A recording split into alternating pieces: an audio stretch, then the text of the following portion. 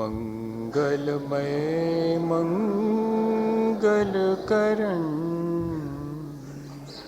वीतराग विज्ञान नमो ताहि जाते भये अरहंतादिमः जो विद्यादि सागर सुधी जो विद्यादि सागर सुधी गुरु हैं हितैषी शुद्धात्म में निरत नित्य हितोपदेशी वे पाप ग्रीष्म ऋतु में जल हैं सयाने पूजूं उनके सतत केवल ज्ञान पाने पूजूं उनके सतत केवल ज्ञान पाने। बोले भगवान महावीर स्वामी की, आचार्य कुंद कुंद स्वामी की, आचार्य गुरुवर विद्यासागर मुनि महाराज की।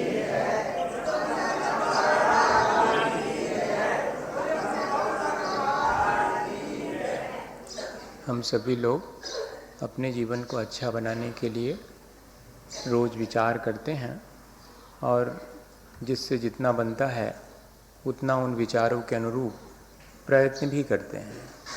हमारे जीवन को हम उतना अच्छा बनाना चाहते हैं जितना कि तीर्थंकर ने अपने जीवन को अच्छा बनाया है।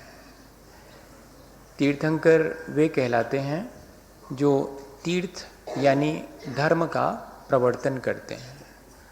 और तीर्थंकर बनना आसान नहीं है। तीर्थंकर वे ही बनते हैं जो अपने जीवन में या तो पूर्व जीवन में या कि उसी जीवन में, भरत और ऐरावत क्षेत्र में जो तीर्थंकर होते हैं वे तो अपने पूर्व जीवन में प्राणी मात्र के कल्याण की भावना, दर्शन विशुद्धि आदि षोडश कारण भावनाओं के साथ में जब किसी केवली शुद्ध केवली के पाद मूल में निरंतर साधना करते हैं तब उनको ये तीर्थंकर प्रकृति प्राप्त होती है। विदेह क्षेत्र में उसी जीवन में भी इस तरह की भावना भा करके और अपने जीवन को इतना ऊंचा और आदर्शमय बना सकते हैं। हम उन्हीं तीर्थंकर के जैसा अपने जीवन को अच्छा बनाना चाहते हैं। वे सारे धर्म का नेतृत्व करते हैं और एक नेतृत्व करने वाले के भीतर जितनी क्वालिटी होना चाहिए वो सारी क्वालिटी हमारे भीतर यदि आ जाती हैं तो हम उतनी ऊंचाई को प्राप्त कर सकते हैं। महाजना एन गता सा पंथा, मार्ग वही चलना जिस पर महापुरुष चलते हैं। श्रेष्ठ मार्ग वही माना जाता है और उसी पर चल कर के हम और अपने जीवन को ऊंचा उठा सकते हैं। ये बात हमने पिछले दिनों समझी और हम उसी रास्ते पर चलना चाहते हैं जिस रास्ते से महापुरुष गए हैं और उन्होंने स्वयं के जीवन को अच्छा बनाया है। उसके लिए बहुत ज़रूरी है कि हम सह अस्तित्व, सहानुभूति या समानुभूति इसकी साधना करें। प्राणी मात्र के भीतर यदि हमारे भीतर ऐसी आत्मदृष्टि उत्पन्न हो जाए कि प्राणी मात्र के भीतर हमारे जैसी ही आत्मा है, तब फिर हम क्या विचार करेंगे? हम यही विचार करेंगे कि हम अपनी आत्मा को भी परमात्मा अवस्था तक ऊंचा उठाएं और प्राणी मात्र भी जो आत्म तत्व से युक्त है वो भी अपनी आत्मा को परमात्मा तक की ऊंचाई पर पहुंचाए।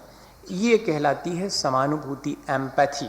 सिंपैथी तो बहुत सामान्य और बहुत सांसारिक भी हो सकती है, लेकिन एम्पैथी में हम ठीक अपने ही जैसा और दूसरे को या उसकी जगह पर अपने को रख करके जब विचार करते हैं, किसी के साथ खड़े हो जाना उसके सुख दुख में, वो सहानुभूति कहलाती है। साथ में खड़े हो गए लेकिन उसके दुख को अपने दुख जैसा फील करना, चींटी पर पैर रखने पर उसे होने वाले दुख को अपने भीतर ठीक वैसा ही महसूस करना जैसे चींटी पर पैर रखे जाने पर चींटी को दुख का एहसास होता है। ये एम्पैथी कहलाएगी। ये चीज कैसे डेवलप होगी हमारे भीतर? ऐसा तो नहीं है कि नहीं हो सकती, होती तो है। महापुरुषों के भीतर यही बात कैसे आती होगी, हमने इस बात को पिछले दिनों बहुत आसानी से समझने की कोशिश की थी कि जैसा आत्म तत्व हमारा है वैसा ही प्राणी मात्र के भीतर है। यदि ये बात हमारी दृष्टि में आ जाए तो धीरे धीरे करके, जैसे कोई हमारा अपना बहुत निकट का हो, उसे अगर दुख होता है तो कई बार तो उसके दुख से हम उससे भी ज़्यादा दुखी हो जाते हैं। जितना उसे दुख नहीं है, उसके उस थोड़े से दुख को देखकर हम उससे भी ज़्यादा दुखी हो जाते हैं। ये क्या चीज़ है? हालांकि ये मोहजन्य है, लेकिन क्या ऐसा ही मोह से रहित अवस्था में आत्मदृष्टि प्राप्त हो जाने पर भी संभव है क्या?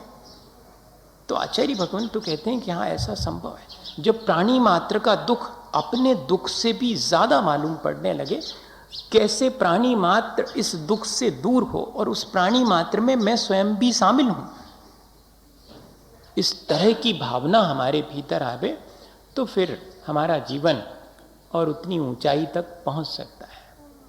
हमारे भीतर जब आत्म दृष्टि आती है तब प्राणी मात्र के प्रति हमारे मन में नम्रता का और विनय का भाव भी आ जाता है। विनय संपन्नता उस दृष्टि की निर्मलता का ही परिणाम है। और इतना ही नहीं, फिर हमारे भीतर जब प्राणी मात्र के भीतर आत्म तत्व है तो उसके घात करने का या उसके प्रति दुर्व्यवहार करने का कोई भी भाव शेष नहीं रहेगा। फिर हमारे भीतर जो दूसरे के प्रति मिथ्या प्रवृत्ति है, जिसे हम पाप कहते हैं, उससे हम अपने आप बचना शुरू कर देंगे। यदि सबके भीतर आत्म तत्व दिखाई देने लगे तो बताइए कौन किसको मारने का मिथ्या प्रयास करेगा, कौन किसके साथ झूठ बोलेगा, कौन किसकी चीज हड़पेगा, कौन किसके साथ दुर्व्यवहार करेगा। सारी चीजें ऑटोमेटिकली हमारे भीतर से अपने आप निकल जाती हैं। और हमारे भीतर क्या चीज आती है? उन व्रतों के, जिन व्रतों के पालन से कोई महापुरुष बनता है, उन व्रतों के पालन करने की भावना हमारे भीतर उत्पन्न होती है। कल तक पाप करने की भावना आती थी, आज जो है उन पापों से बचने की ही नहीं, अपने जीवन को संयमित अनुशासित बनाने की भावना हमारे भीतर आ जाती है। जिन कषायों से कल तक बचना मुश्किल था, आज उन कषायों को करना मुश्किल हो जाए। चेतना की इतनी परिष्कृत अवस्था, टू बी ऑन सेल्फ, अपने आप में हम इतने गहरे लीन हो जाएं, जब आत्म तत्व दिखाई देने लगता है, जब आत्म दृष्टि आ जाती, तो ये सारी चीजें शामिल अपने आप आती हैं। ये कसौटी है। हम अपने भीतर रोज झांक के देखेंगे कि क्या ऐसा अपने भीतर हो रहा है। यदि हो रहा है तो इसका मतलब है कि आत्मदृष्टि आ गई है। अब दूसरे से कुछ भी कहने का मन नहीं होता, भला बुरा, बस इतना ही अच्छा लगता है कि दूसरा भी अपना कल्याण करे, उसके कल्याण में मैं निमित्त बन सकूं तो ठीक है, अन्यथा वो मुझे अपने कल्याण में निमित्त बनाए तो बनने में कोई दिक्कत नहीं। बस इतना ही अहंकार और ममकार सब समाप्त हो जाते हैं। कषायें विलीन होना शुरू होती हैं जैसे ही आत्मदृष्टि आती है। उसी का नाम शील है और पापों से बचने का नाम व्रत है। और इन दोनों के पालन में, कषाय से बचने में अत्यंत उत्साह और व्रतों के पालन करने में अत्यंत उत्साह जिस दिन हमारे भीतर आ जावे तो समझना कि सुशीलता या कि शील व्रतेषु अनतिचार नाम की भावना अब हमारे भीतर शुरू हो गई। अभी तो कदम कदम पर कषाय करने का भाव आ जाता है। हमारी बात नहीं मानी, हमें गुस्सा करके अपनी बात मनवाने का भाव आता है। क्षमा भाव धारण करके अपनी बात मनवाने का भाव नहीं आता, क्रोध करके अपनी बात मनवाने का भाव आता है।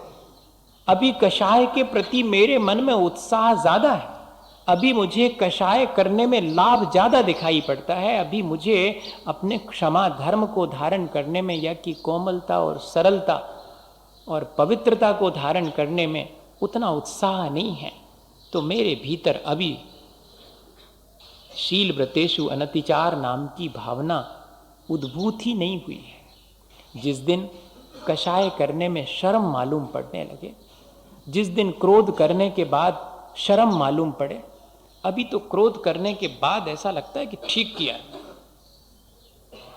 कौन होता है? सामने वाला। अभी तो मान करके ऐसा लगता है कि देखा, 4 लोगों के बीच मेरा सम्मान। जिस दिन मान मिलने पर माथा नीचे झुकने लगे, शर्म आने लगे कि किस बात का सम्मान, किस बात का मान, क्या करना मुझे, ऐसी आत्मदृष्टि प्राप्त होने पर ये चीजें अपने आप आती हैं। छल कपट करने पर भीतर कितना आनंद आता है कि देखा कैसा बुद्धू बनाया, अब समझ में आएगा। लेकिन उस समय शर्म आनी चाहिए जब छल कपट हमारे भीतर आवे तब। जब लोभ जागृत होवे तब शर्म आनी चाहिए। लोभ जागृत होने पर चीजें इकट्ठी करके आनंदित होने का भाव जब तक है तब तक समझना अभी कषाय में आनंद आ रहा है, और जब तक कषाय के प्रति उत्साह है तब तक शील नहीं आया, और जब तक पापों के प्रति उत्साह है तब तक व्रत नहीं आए हैं। और शील और व्रत दोनों ही जीवन को ऊंचा उठाने वाले हैं, वहां तक जहां तक कि तीर्थंकर पहुंचे हैं। ये बात हमारे मन में भावना के रूप में एकदम तो नहीं आएगी, पर भावना भाने में क्या है, ऐसी भावना हमारे भीतर हम रोज रोज भाएं अलग से सुबह शाम, तो जरूर हमारे भीतर परिवर्तन होना शुरू होगा। और इतना ही नहीं, अगर हमें अपने जीवन को अच्छा बनाना है तो इस बात की सावधानी रखनी पड़ेगी, इस बात की पहचान रखनी पड़ेगी, इस बात का ज्ञान रखना पड़ेगा और निरंतर रखना पड़ेगा। 24 घंटे विस्मरण नहीं होना चाहिए। किस बात का? कि क्या करने लायक है, क्या करने लायक नहीं है, किससे मेरा हित है, किस में मेरा अहित है, क्या मेरे लिए हे है और क्या मेरे लिए उपादेय है। इस बात का ज्ञान या कि स्वपर का विवेक निरंतर बना रहे, इसी का नाम है अवीक्ष्ण ज्ञानोपयोग। अवीक्ष्ण के मायने है टू कंटिन्यू, निरंतर, और ज्ञान के मायने है स्वपर का विवेक, और उपयोग के मायने हैं उसमें निरंतर चेतना का इन्वॉल्वमेंट, उसमें निरंतर चेतना का लगा रहना। मेरी चेतना निरंतर स्वपर प्रकाशक ज्ञान की प्राप्ति में लगी रहे, 24 घंटे मुझे इस बात का ध्यान रहे। जैसे कि हम अपने बच्चों को समझाते हैं कि वो जो लाइटर रखा ना, वो बिजली वाला, उसको कभी मत छूना, उसको उसमें जल जाओगे तुम। और वो जो वहां पर आग जलती उसमें हाथ मत डालना, आग में हाथ डालने से जल जाता है। और तब फिर हम उसे सिखाते हैं कि किसमें तुम्हारा हित है और किसमें अहित है। ऐसा विवेक हमारे भीतर भी जागृत हो जावे कि संसार में संसार बढ़ाने वाली कौन सी चीजें हैं और संसार से पार लगाने वाली कौन सी चीजें हैं। ये विवेक 24 घंटे बना रहे, बस इतना ही है। थोड़ी देर को तो आ जाता है अपन को, जब अपन प्रयास करते हैं तब आ जाता है, विचार आ जाता है मन में, लेकिन अकेले इससे काम नहीं चलेगा। जीवन को अगर बहुत ऊंचा उठाना है तो ये विवेक निरंतर बना रहे। तब ऐसी स्थिति में क्या होगा? ऐसी स्थिति में जिन परम पैनी सुबुद्धि छैनी डारी अंतर भेदिया। और अगर ऐसी पैनी दृष्टि हमारे भीतर आ गई, ऐसा ज्ञान विवेक हमारे भीतर, विवेक और दृष्टि को एक ही माना है, हाँ, सुबुद्धि छैनी, ऐसा ज्ञान जिस ज्ञान से हम अपने और पराये के भेद को स्पष्ट समझ सकें, हे और उपादेय को स्पष्ट समझ सकें, हित और अहित की हमें पहचान हो सके। वास्तव में विद्या वही है। ज्ञान के साथ मुश्किल ये है कि गंगा गए सो गंगादास हो, जमुना गए सो जमुना दास। मिथ्यात्व के साथ में ज्ञान होवे तो संसार बढ़ाने वाला वही ज्ञान, और सम्यक दर्शन के साथ दृष्टि की निर्मलता के साथ होवे वही ज्ञान, सो संसार से पार लगाने वाला ज्ञान। तो ऐसा है, ज्ञान तो हर जीव के पास में है, लेकिन पहचान और विवेक ये कौन देता है? ये दृष्टि देती है। अगर हमारे अंदर आत्मदृष्टि है तो हमारा ज्ञान हमारे कल्याण का होगा, और हमारे अंदर भौतिक दृष्टि है, नेचर ऑफ प्लेजेंट, अगर स्वभाव ही ऐसा है कि सुख मिलना चाहिए, अम्यूजमेंट, एंटरटेन, अगर ये दृष्टिकोण है, सिर्फ एंजॉय करना है लाइफ को, सिर्फ पांचों इंद्रिय और मन के विषयों को एंजॉय करना है, अगर ये दृष्टिकोण है तो मानिएगा वो सारा ज्ञान संसार बढ़ाने वाला है। और आज ऐसे ज्ञान का प्रचलन बहुत है। ऐसे ज्ञान को अविद्या कहा है, ऐसे ज्ञान को शिक्षा कहा है, एजुकेशन कहा है, ऐसे ज्ञान को नॉलेज नहीं कहा। और नोइंग एटीट्यूड तो कहा ही नहीं है। नॉलेज से भी बड़ा है नोइंग एटीट्यूड, और बहुत छोटी है एजुकेशन, चाहे कितने ही हाई एजुकेशन हो। इंटेलेक्चुअल हो जाना, आईक्यू बढ़ जाना, हाईली एजुकेटेड हो जाना, ये सब चीज़ें भौतिक ज्ञान पर लागू होती हैं, जो हमें कुतर्क और अविनय सिखाती हैं। आज की इसीलिए एजुकेशन एक्चुअली तो शासती, इससे बना था शब्द शिक्षा, जो हमें अनुशासित करे, लेकिन आज वो शिक्षा अनुशासित ना करके और हमें इलॉजिक और इररिस्पेक्ट, ये दोनों चीज़ें सिखा रही है। गौर से देखें अगर।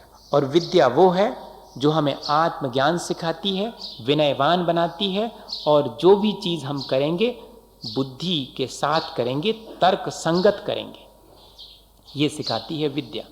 इसमें मेरा अहित है तो मैं नहीं करूँगा, यही तो लॉजिकल बात है, और इसमें मेरा हित है इसलिए मैं करूँगा, यही तो लॉजिकल बात है। और कौन सी तर्क संगत बात होती है? तर्क संगत बात यही है कि मेरा जिसमें हित है वो मैं करता हूँ, मेरा जिसमें हित नहीं है वो मैं नहीं करूँगा। इस तरह यदि हम आत्मज्ञान की तरफ निरंतर बढ़ते हैं और आत्मज्ञान को पाने की भावना बढ़ाते हैं, तब फिर हमारा जीवन अच्छा बनेगा। आत्मज्ञान क्या सिखाता है, अब ये देख लें अपन, कैसे हम पहचानें कि हमको यह आत्मज्ञान हो गया है। आचार्य भगवंतों ने बड़ी कृपा की है अपन पर, सारी बातें ऐसे बता दी हैं कि जैसे कोई व्यक्ति उन सब का अनुभव करके गुजरता है और किसी और को एक एक चीज़ बताता है। उन्होंने अपने जीवन की अनुभूति को हमें बता दिया। उनके द्वारा बताई गई चीज़ें माइलस्टोन की तरह हैं, लेकिन माइलस्टोन को पकड़ करके बैठ जाने से हम उनकी बात नहीं समझ पाएंगे। हो यही रहा है, सारे शास्त्र माइलस्टोन की तरह हैं, जो हमें अगर हम चलें तो इंडिकेट करते हैं कि ठीक डायरेक्शन में जा रहे हो और इतने आगे पहुंच गए हो। हाँ, ठीक डायरेक्शन में जा रहे हो और यहां तक पहुंच गए हो, अब इसके बाद आगे बढ़ो। लेकिन हम शास्त्र को पकड़ के और शास्त्र की बातों को पकड़ करके बैठ जाते हैं और दूसरे से डिस्कशन इसलिए करते हैं कि हम बता सकें कि हम ज़्यादा जानते हैं तुमसे शास्त्र की बातें।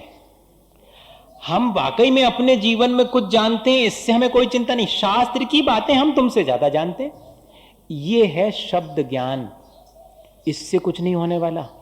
शब्द ज्ञान तो टेप रिकॉर्ड के पास अपन से भी ज़्यादा है, परफेक्ट है वो। अपन तो चूक जाएंगे, जो कहा गया उसको ज्यों का त्यों नहीं कह पाएंगे, वो तो एकदम ज्यों का त्यों, आपने बोला नहीं और उसने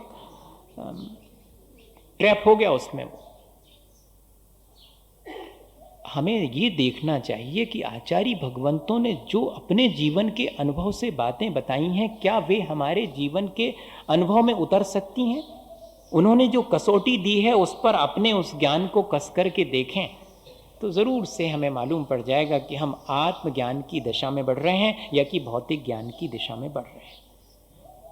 और निरंतरता किसकी है? भौतिक ज्ञान की निरंतरता है। 24 घंटे इस बात का विचार चलता रहता है कि फलानी चीज़ कैसे प्राप्त करूँगा और फलानी चीज़ का क्या प्राप्त करने का उपाय है। 24 घंटे यही चलता रहता। वो जो मार्केट में मैं देख के आया हूँ सामान, वो कैसे मेरे घर आएगा, और वो जो दूसरे के घर आई है कार, वो कब मेरे घर आएगी। इस तरह का ज्ञान, इस तरह का विचार तो हमारे 24 घंटे चलता है। लेकिन किस तरह मैं इस संसार से बचूंगा, कल मैंने क्रोध कर लिया था, आज दिन भर इस बात का विचार कर रहा हूं कि क्रोध से बचूं कैसे। आज 24 घंटे इस विचार में मेरे गुजर गए हैं। कल मेरे भीतर लोभ जागृत हुआ था, आज 24 घंटे इस बात के विचार में सुबह से उठा हूं रात सोने तक। ये लोभ मेरे अंदर जागृत क्यों होता है? ये विचार अगर चलना शुरू हो जाए, ये कषाएं मेरे अंदर क्यों आती हैं, ये पाप मेरे अंदर क्यों आते हैं, ये विचार अगर 24 घंटे चले तो इसी का नाम तो अवीक्ष्ण ज्ञानोपयोग है और कोई बहुत बड़ी चीज नहीं। शास्त्र में लिखी हुई बातों को दोहरा लेने का नाम अवीक्ष्ण ज्ञानोपयोग नहीं है। जीवन में घटित होने वाली चीजों को कल मैं उपाय करके हटा दूंगा, इन सब चीजों को, वो है अवीक्ष्ण ज्ञानोपयोग। मेरे भीतर अब धीरे धीरे विवेक जागृत होता चला जा रहा है, जिससे जो जो शास्त्र में लिखा है वो सब मैं अपने जीवन में झांक के देखता हूँ, और जहाँ मुझे लगता है कि ये ठीक नहीं उसको हटाता हूँ और निरंतर विचार करता हूँ हटाने का। नहीं हटा पाता हूँ तो विचार तो करता हूँ, इसमें क्या है, 24 घंटे उसी का विचार चल रहा है। इसीलिए धवला जी में आचार्य वीरसेन स्वामी ने लिखा कि जो ऐसे निरंतर आत्मज्ञान का अभ्यास करता है वो आगामी जीवन में केवल ज्ञान की प्राप्ति करता है। इतनी बड़ी बात लिखी है। जो निरंतर किताब के पन्ने पलटता रहता 24 घंटे, वो केवल ज्ञान प्राप्त कर लेगा, ऐसा नहीं लिखा। ऐसा लिख देना था, अपन तो रख लेते खूब सारी किताबें। विनोबा ने तो ये लिखा है कि जिसके पास जितनी किताबें देखो तो वो उतना ज्ञानवान, जबकि होना ये चाहिए कि जिसके पास जितनी किताबें उतना अज्ञानी। तब तो चाहिए इतनी किताबें, कछु नहीं जाना तब तो किताबें चाहिए, जाना चाहते तो किताबों की जरूरत पड़ती। लेकिन इसका मतलब ये नहीं है कि अपन किताबें अलग कर दें वो हो जाए ज्ञानी। न किताबें रखने से कोई ज्ञानी होता, न किताबें हटा देने से कोई ज्ञानी हो जाता। जो किताब में लिखा हुआ है वो जीवन में आ जाता है तो कोई भी ज्ञानी हो। क्राइटेरिया नहीं है किताब, शास्त्र क्राइटेरिया नहीं, शास्त्र ज्ञान क्राइटेरिया नहीं है। शास्त्र ज्ञान कितना जीवन में उतर गया है और उसकी निरंतरता, उसकी कंटिन्यूटी कितनी है। एक क्षण को हमें विचार आया नहीं, एक क्षण के विचार से काम नहीं चलेगा। अवीक्ष्ण लिखा हुआ है, निरंतर उसी का विचार चल रहा है। जैसे निरंतर संसार बढ़ाने का विचार हमारे अंदर चलता रहता है, ऐसे ही निरंतर संसार कैसे घटेगा, इस तरह का विवेक मेरे भीतर आ जावे, इसका उपाय है। कसौटी कौन सी दी है आचार्य भगवंतों ने कि पहचाने कि अवीक्ष्ण ज्ञानोपयोग हो गया, आत्मज्ञान हो गया। कहते अज्ञान हानिर उपेक्षा परस्पर प्रीति जायते इति ज्ञानस्य फलम। उसका फल देख लो, जीवन में फल दिखाई पड़ जाएगा। अगर बीज आपको नहीं मालूम है कि किस चीज़ का बोया है, इनोसेंटली बोया है और बहुत इग्नोरेंस अज्ञानता के साथ बोया है, तब भी कोई बात नहीं। उसका जब पेड़ उगेगा और उसमें फल लगेंगे तो मालूम पड़ जाएगा कि अरे बीज इस बात का था। ठीक इसी तरह से आत्मज्ञान हो गया है तो अज्ञान हटना चाहिए। और दूसरी चीज़ उपेक्षा, यानी राग द्वेष की कमी होनी चाहिए। और तीसरी चीज़ परस्पर प्रीति जायते, प्राणी मात्र के प्रति प्रेम का भाव उमड़ना चाहिए। ये कसौटी है आत्मज्ञान की। और भौतिक ज्ञान की परस्पर कंपटीशन जायते। हाँ, भौतिक ज्ञान के मायने क्या, दूसरे से आगे बढ़ूं। और आत्मज्ञान के मायने क्या, सबको साथ लेके चलूं, सबको चलना है, वहीं पहुंचना है, वहां ऊंचाई तक, क्योंकि सबके भीतर वही आत्मद्रव्य है। इसलिए ये तीन चीजें हमारे ध्यान में रहें। या कि और भी आचार्य भगवंतों ने लिखा अरहंते सुभक्ति दंशनेन सुविसिद्धम और सीलम विषय विरागो नानम पुन केरिसम भणिदम। अरहंत भगवान के प्रति श्रद्धा हो जाए, अपने आत्म कल्याण का विचार जागृत हो जाए और विषयों से विरक्ति हो जाए, अरे इससे ज्यादा और कौन से ज्ञान की बात आप करना चाहिए। मेरे भीतर ऐसा विवेक जागृत हो गया कि अरहंत भगवान के गुणों का चिंतन करना चाहिए और निरंतर जो है अपने आत्मा के कल्याण का विचार करना चाहिए और विषय कषायों से निरंतर मुझे बसते रहना चाहिए। हो गया मुझे ज्ञान। इतना बड़ा आचार्य भगवंतों ने डिक्लेरेशन कर दिया कि बस जान लो, अगर ये तीन चीजें तुम्हारे जीवन में आ गई हैं तो जान लो कि हो गया ज्ञान। इस तरह यदि हम चाहें तो अपने जीवन में इस अवीक्ष्ण ज्ञानोपयोग के माध्यम से अपने जीवन को अच्छा बना सकते हैं। शास्त्र ज्ञान तो अपन को बहुत है, लेकिन एक घटना नहीं आती है। एक हमारे पास वो आए थे, कौन, इन्होंने बहुत भजन लिखते हैं वो, और किताबें भी लोगों को देते हैं, बताते हैं ना। हाँ, जो भी, तो वो उन्होंने उसको कविता में बना करके सुनाया था, है कविता बना करके सुनाई थी। घटना वही है, सबको मालूम। जैसे कि नाव में और पंडित जी यात्रा कर रहे थे, और पंडित जी पढ़ करके लौटे थे, और उनने कहा कि क्यों मल्लाह गणित गणित जानते? कहते भगवान बिल्कुल नहीं जानते। कहते 4 आना गई जिंदगी। और भी उनने संस्कृत पूछी, संस्कृत जानते? कहते नहीं जानते। तो 8 आना जिंदगी गई। और भी उनने शास्त्र की बातें पूछी कि ये मालूम? कहते नहीं। तो कहते 12 आना गई। और उतने में आ गया तूफान। सो फिर नाविक ने पूछी कि पंडित जी तैरवो जानत? कहले नहीं। तो कहले 16 आना गई। हमारी तो 4 आना 8 आना गई, आपकी तो 16 ही आना गई। भैया कहने का आशय यह है कि संसार से तैरने की विद्या आ जावे तो ज्ञान ठीक है, और संसार से पार होने की विद्या नहीं आई, अपनी सुध भूल आप दुख उपायो, ज्यों सुख नभ चाल विशरी नलनी लटकाए।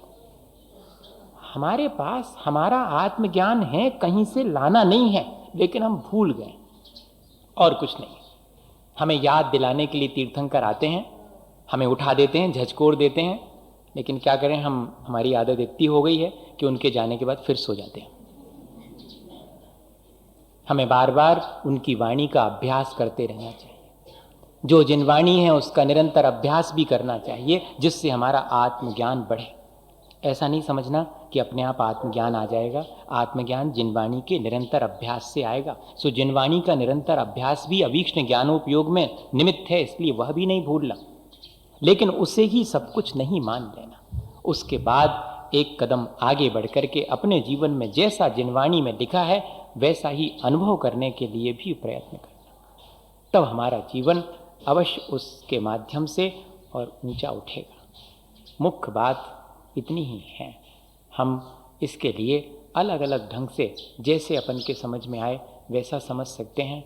हम लोग शरीर के स्तर पर जीते हैं, मन के स्तर पर जीते हैं, और एक स्तर और है जिसकी हमें अभी तक खबर नहीं है, वो है चेतना की ऊंचाई। कभी कभी हमारी चेतना, हमारी अंतरात्मा कई बातों के लिए गवाह नहीं देती, तो हम उन बातों को नहीं करते हैं। वास्तव में वही चेतना का स्तर है। वैसे तो शरीर जिस चीज़ को चाहता है और इंद्रियां जिस चीज़ को और मन जिस चीज़ को चाहता है, हम वही ज्ञान हासिल करते हैं और उन्हीं चीज़ों को करते चले जाते हैं। हमारे अंदर नीर क्षीर विवेक हंस के समान कैसे आवे, इस बात के लिए ही अवीक्ष्ण ज्ञानोपयोग है। वास्तव में आत्मज्ञान हमें नीर क्षीर विवेक सिखा देता है, जैसे कि हंस को नीर क्षीर विवेक होता है।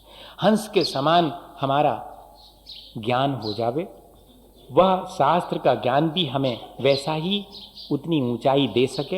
हंस जमीन पर भी उतना ही बढ़िया चाल चलता है, पानी में भी उतना ही बढ़िया चाल चलता है, और आकाश में उड़े तो सबसे श्रेष्ठ प्रशस्त व्यायो गति नाम कर्म का उदय है। वो तीनों जगहों पर बढ़िया ढंग से चलता है। और हम इंद्रिय और शरीर के स्तर पर तो अच्छे से चल लेते हैं, मन के स्तर पर भी चल लेते हैं, चेतना के स्तर पर नहीं चल पाते। ये शरीर जमीन पर चलने जैसा है, और मन के स्तर पर चलना पानी में चलने जैसा है, और चेतना के स्तर पर चलना ये तो आकाश में ऊंचाई पर उड़ने जैसा है। क्या हम इस तरह का विवेक या इस तरह का आत्मज्ञान हासिल करें कि जमीन पर भी ठीक से चल सकें? मतलब शरीर में भी रह कर के शरीर से अलिप्त हो सकें? क्या ऐसा ज्ञान हो सकता है? मन की ना माने, बल्कि मन को अपने अनुसार अपने आत्म विकास में लगा देवें और अपनी चेतना को निरंतर परिष्कृत करें और ऊंचाई को छूने का प्रयास करें, तो ऐसा नीर क्षीर विवेक हमारे पास भी है। वरना हम अपने आप के ज्ञान को भूलकर वैसी ही दशा होगी जैसे कि तोते की होती है। शिकारी एक रस्सी को उमेटकर उसमें छोटी छोटी लकड़ियां लगाकर बांध देता है, नीचे जो है दाने फैला देता है, और उन दानों को खाने के लिए वो आता है और सोचता कि अरे वाह, ये रस्सी अच्छी बंधी और ये इसमें लकड़ियां लगी, इन पर बैठ जाओ। और जैसे ही कोई नहीं देखेगा तो फौरन चुप करके फिर इसी पे बैठ जाएंगे, और जैसे ही उस लकड़ी पर बैठता है तो रस्सी उमेठी हुई रहती है। जैसे ही उस रस्सी उस लकड़ी पर बैठता तो उसके वजन से वो लकड़ी घूम जाती, और जैसे ही घूमती है तो वो लकड़ी को जोर से पकड़ लेता और उल्टा लटक जाता है। ज्यों सुख नभ चाल विसरी नलनी लटकायो, लटक जाता है और भूल जाता है कि काहे को घबरा रहे, काहे को डर रहे। खोलो पंख, तुम्हारे अंदर तो आकाश में उड़ने की ताकत है। लेकिन उस समय सब भूल जाता कि अब मरे, अब गए। इतने से नीचे गिरे और नीचे दिख जाती उसको बिल्ली। तब तो फिर उसके प्राण वहीं के वहीं लटके लटके ही निकल जाते हैं। अपन भूलकर भौतिक विषयों में फंसकर अपना प्राणांत कर लेते हैं और अपनी भूल पर अपन ही पछताते चले जाते हैं। देखें अगर अपन अपना जीवन तो यही तो करते हैं। आत्मज्ञान हमारा अपना स्वभाव है, ऐसा नहीं है कि एडॉप्टेड है, कहीं से हमको गोद लिए बेटे की तरह लेना है। नहीं, हमारा अपना स्वयं का है। लेकिन क्या करें, हम अपने संस्कारवश, अपने इंद्रिय और मन के विषयों की आसक्तिवश और अपने आत्मज्ञान को भूले हैं। हमें जिनवाणी का निरंतर अभ्यास करके और आत्मज्ञान हासिल करके निरंतर स्वपर विवेक की भावना अपने भीतर उत्पन्न करनी चाहिए, जिससे कि हमारा जीवन अच्छा बने। अहम ब्रह्मास्मि कहना बहुत आसान है। शुद्धोहम बुद्धोहम निरंजनोहम, यह मेरा स्वभाव है, यह जानना आसान है। लेकिन इसकी प्राप्ति के लिए निरंतर प्रयत्न करना, इसका नाम अभीष्ट ज्ञानोपयोग है। मैं शुद्ध बुद्ध निरंजन स्वभाव वाला हूँ, ये जिनवाणी ने मुझे बता दिया। अब मेरा काम आगे का और रह गया। ये तो जिनवाणी माँ ने मुझे बता दिया, अब मेरा आगे का काम है कि अहम ब्रह्मास्मि, मैं ब्रह्म स्वरूप हूँ, परमात्मा स्वरूप हूँ। तो मैं उस तरफ आगे कदम बढ़ाऊँ। ऐसा ना हो कि मैं सिर्फ ज्ञानी कहलाने की चेष्टा करूँ और मेरे भीतर अज्ञानता भरी रहे। एक उदाहरण है बस, और फिर अपन अपनी बात को यहीं पर विराम देंगे, फिर आगे बढ़ाएंगे। उपनिषद में या कि कहीं पर मैंने पढ़ा था कहानी, ऐसी कहानियाँ पढ़ते रहता हूँ। कई बार मुझे लगता है कि पता नहीं मुझे इस तरह की कहानी सुनानी चाहिए कि नहीं सुनाना चाहिए। मैं मिथ्या मत का प्रचार नहीं कर रहा हूँ।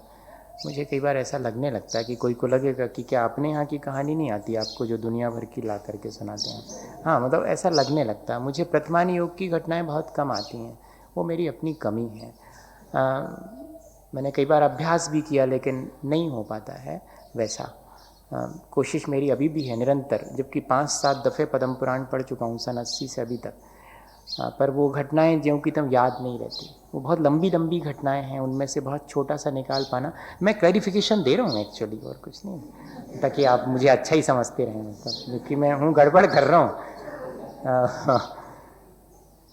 खैर, मैं कोशिश तो करता हूँ और भी आगे करते रहूँगा। पर अभी वो छोटी सी घटनाएं, कहीं से भी अच्छी चीज़ मिल जाती है तो लगता है कि इसको कोट करूँ।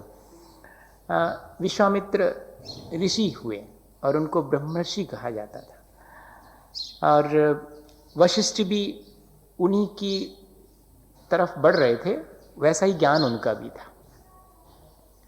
तो वशिष्ठ के मन में ये था कि मुझे भी लोग ब्रह्मर्षि कहें, और कोई कहे चाहे नहीं कहे, पर विश्वामित्र को तो अपनी पोस्ट छोड़ देना चाहिए।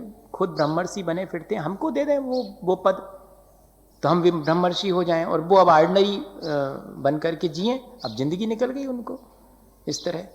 ऐसा उनसे भाव था, और उनके प्रति उनके मन में बड़ा द्वेष पैदा हो गया। देखो, तो मुझे कई बार लगता है कि ज्ञान द्वेष क्यों पैदा करता है, जबकि ज्ञान को तो प्रीति उत्पन्न करने वाला होना चाहिए प्राणी मात्र के प्रति। लेकिन होता उल्टा है। आज जितना भी ज्ञान है वो द्वेष उत्पन्न करा रहा है दूसरे से, और इतना ही नहीं, तनाव उत्पन्न करवाता है। एक ज्ञानवान व्यक्ति भी उतने ही अपशब्द बोलता है जितना कि अज्ञानी बोलता है, उतने ही गाली गलौज करता है, उतने ही लड़ाई झगड़ा करता है। आश्चर्य होता है। तो इसके मायने हैं वो ज्ञान अच्छा ज्ञान नहीं है।